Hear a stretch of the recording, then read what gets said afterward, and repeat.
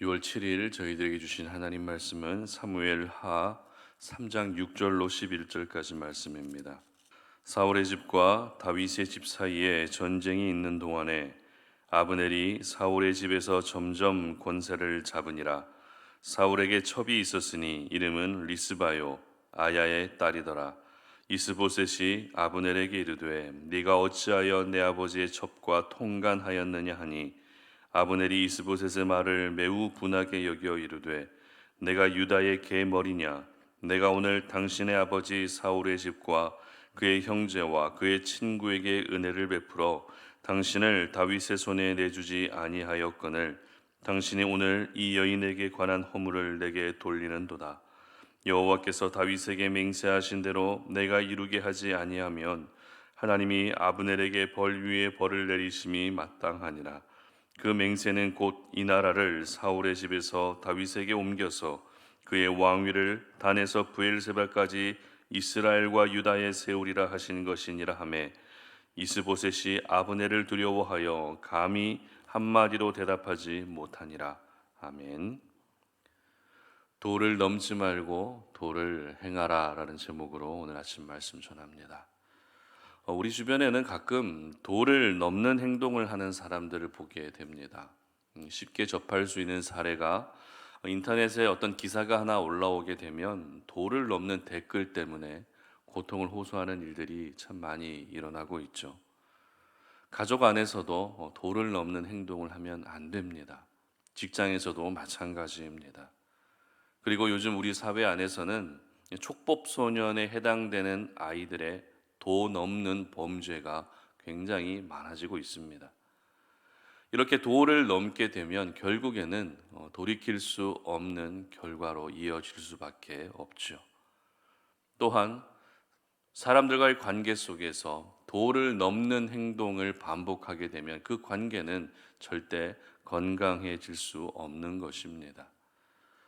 오늘 본문은 아브넬과 이스보셋 사이에서 일어난 한 가지 일에 대해서 기록하고 있습니다. 이스보셋이 누구입니까? 죽은 사울의 아들이죠. 죽은 사울의 아들로서 지금 이스라엘의 왕입니다. 아브넬은 이스보셋을 왕으로 세운 사람으로서 이스라엘의 실세, 사실상 실세였습니다. 이스보셋은 이스라엘의 왕이었지만 이스라엘의 실세는 바로 아브넬이었다는 것입니다. 아브넬이 실세였다는 것에 대해서 오늘 본문 6절은 이렇게 기록하고 있습니다. 함께 읽습니다. 사울의 집과 다윗의 집 사이에 전쟁이 있는 동안에 아브넬이 사울의 집에서 점점 권세를 잡으니라. 자, 권세를 점점 잡았다는 것은 사울의 집이 계속 약해져 가고 있는 틈을 타서 자기 세력을 키우고 있었다는 것을 의미합니다. 이것만 봐도 아브넬의 악함을 우리는 쉽게 알 수 있는 부분이죠. 그런데 아브넬과 이스보셋 사이에서 일어난 일을 구체적으로 보게 되면 아브넬의 모습이 점점 도를 넘는 행동을 하고 있는 것을 볼 수 있습니다. 7절 말씀 함께 읽습니다. 사울에게 첩이 있었으니 이름은 리스바요 아야의 딸이더라. 이스보셋이 아브넬에게 이르되 네가 어찌하여 내 아버지의 첩과 통간하였느냐 하니 무슨 일이 일어났다고요? 바로 아브넬이 사울의 첩을 통간하는 일이 일어났다는 것입니다. 여러분, 이것은 단순히 아브넬이 성적으로 죄를 범했다는 것 이상으로 도를 넘는 행동이었습니다. 왕궁에 있는 한 여인을 그냥 통간한 것이 아니라 왕의 첩을 통간한 것이었기 때문에 이것은 정치적으로 아브넬이 왕의 자리까지 탐내고 있었다라는 것을 볼 수 있는 부분입니다. 이러한 죄를 알게 된 이상 현 이스라엘의 왕이자 사울의 아들인 이스보셋이 그냥 눈 감고 넘어갈 수 없었겠죠. 그리고 아브넬에게 묻습니다. 왜 내 아버지 사울의 첩을 통간했느냐라고 이렇게 묻습니다. 그런데 도를 넘는 아브넬의 모습이 또 여기에서 보여지고 있는데요. 8절 말씀 보시기 바랍니다. 아브넬이 이스보셋의 말을 매우 분하게 여겨 이르되 내가 유다의 계머리냐 내가 오늘 당신의 아버지 사울의 집과 그의 형제와 그의 친구에게 은혜를 베풀어 당신을 다윗의 손에 내어주지 아니하였거늘 당신이 오늘 이 여인에게 관한 허물을 내게 돌리는도다. 왕의 첩을 통간한 잘못을 반성하고 인정하기는커녕 오히려 왕을 향해 어떻게 하고 있습니까? 큰 소리치고 있다는 것입니다. 왕을 향해 분을 냅니다. 그리고 전혀 필터링 되지 않은 말들이 입에서 쏟아져 나오고 있습니다. 내가 유다의 개 머리냐? 내 덕으로 다윗의 손에 당신을 죽게 하지 않고 내 덕으로 지금 당신을 이스라엘의 왕으로 세웠는데 어떻게 나에게 죄를 추궁할 수 있느냐라고 신하로서 왕에게 도를 넘어선 행동을 보이고 있었던 것입니다. 다시 말씀드리지만 아무리 이스보셋이 아브넬의 도움으로 왕이 되었어도 아브넬이 누구입니까? 신하입니다.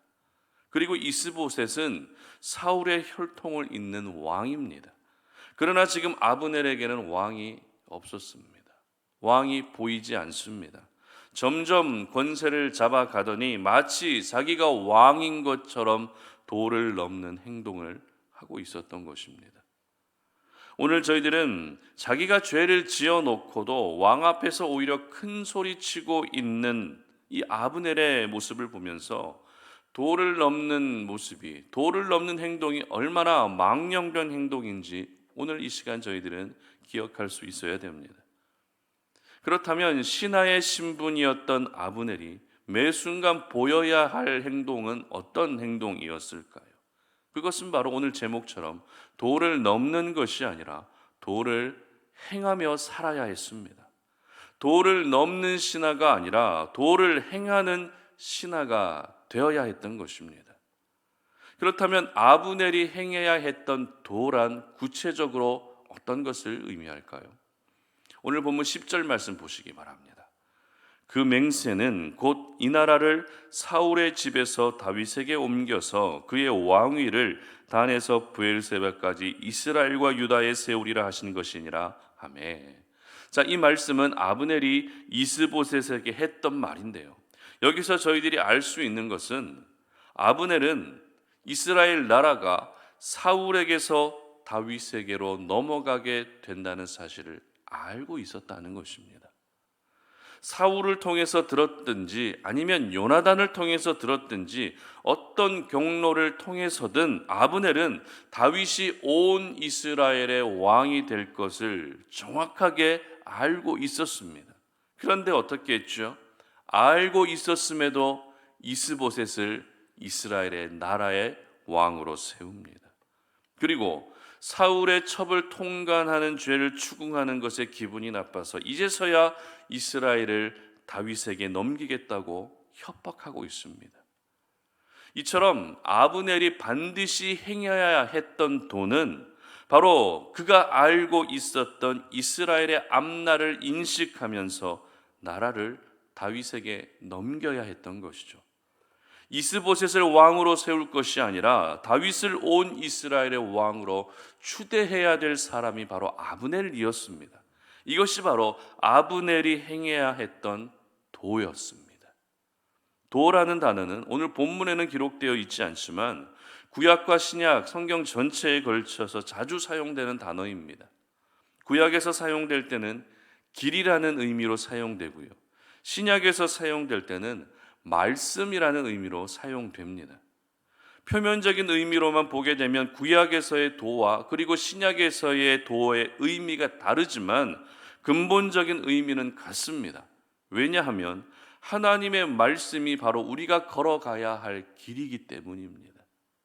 우리는 오늘도 하나님의 말씀의 길을 따라 걸어야 되고 그 길을 걷는 것이 바로 도를 행하는 것이기 때문입니다.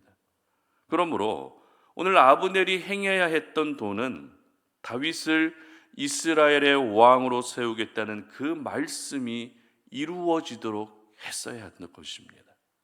하지만 아브넬은 행해야 할 도를 행하지 않고 오히려 신하로서의 도, 사람으로서의 도를 잊은 채 도를 넘는 어리석은 모습을 보이고 말았던 것입니다. 이렇게 도를 행하지 않고 도를 넘는 아브넬을 보면서 이스보셋이 보인 반응이 기가 막힌데요. 11절 말씀 함께 읽습니다. 이스보셋이 아브넬을 두려워하여 감히 한마디도 대답하지 못하니라. 왕이 신하를 두려워한 나머지 감히 한마디도 못하는 지경에까지 이르게 된 것입니다.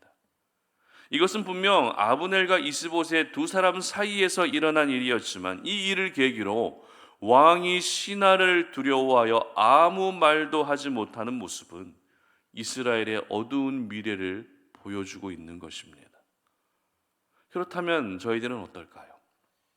특별히 하나님과의 관계에서 나도 모르게 도를 넘는 모습이 여러분에게 있지는 않으십니까?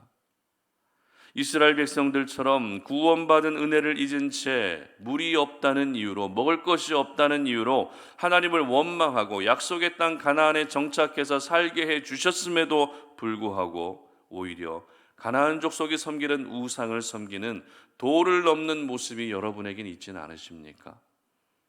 살려달라고 애원하면 사사를 세우셔서 살려주셨지만 또다시 우상을 섬기고 또다시 세상을 사랑하는 도를 넘는 모습이 여러분에게는 있지 않으십니까? 구원받은 하나님의 자녀들은 절대 넘으면 안 되는 도라는 것이 있습니다. 그런데 구원받은 것은 둘째치고 하나님을 마치 나의 필요 때문에 존재하는 것처럼 여기는 도를 넘는 모습이 우리의 모습 속에 있지는 않은지 오늘 아침에 여러분의 모습을 한번 돌아볼 수 있었으면 좋겠습니다. 여러분, 하나님의 사람들은 도를 넘는 사람이 되면 안 됩니다. 저와 여러분은 이 세상 속에서도 도를 행하는 사람으로 살아야 하는 것입니다. 그렇다면 도를 행하며 산다는 것은 구체적으로 어떤 것을 의미합니까? 앞서 말씀드린 것처럼 도의 의미가 구약에서는 길이지만 신약에서는 말씀이라고 제가 설명드렸는데요. 여러분, 우리의 길이 되시며 우리의 진리의 말씀이 되시는 분이 누구십니까? 바로 예수 그리스도이십니다. 그렇습니다. 도를 행하는 것은 길이 되시고 진리의 말씀이 되시는 예수 그리스도를 온전히 사랑하고 그 예수님을 오늘도 온전히 의지하며 사는 것입니다. 내 마음과 내 생각에 내 삶의 중심에 예수님을 중심에 모시며 살아가는 것이 도를 행하며 사는 것입니다. 그러므로 우리 성도님들은 오늘 이 아침에 아브넬과 같이 도를 넘는 사람이 되지 마시고 도를 행하는 사람이 되시기를 바랍니다. 넘지 말아야 될 도를 넘지 마시고 행해야 될 도를 행할 수 있기를 바랍니다. 그래서 도를 행했을 때 그 삶을 형통케 해주시는 하나님의 은혜를 경험하시는 우리 성도님들 되시기를 주님의 이름으로 축복합니다. 함께 기도하겠습니다. 하나님 아버지 감사합니다. 오늘도 우리가 주님의 말씀 앞에 우리의 모습을 돌아보며 그 말씀을 의지하여 기도의 자리로 나아갑니다. 하나님, 오늘 주신 생명의 말씀을 기억하면서 우리가 이 땅을 살아갈 때에 도를 넘는 사람이 되지 않게 하시고 도를 행하는 사람으로 살게 하여 주시옵소서. 길이 되시며 진리의 말씀이 되시는 우리 예수님을 내 삶의 중심에 온전히 모시고 그 예수님만을 정말 사랑할 수 있는, 그 예수님만을 정말 의지할 수 있는 우리의 삶이 되게 하여 주시옵소서. 그래서 도를 넘는 행동으로 사망의 길을 걸어가는 것이 아니라 도를 행하는 사람으로 생명의 길을 걸어갈 수 있는 우리 성도님들 되게 하여 주시옵소서. 감사드리며 예수님의 이름으로 기도합니다. 아멘.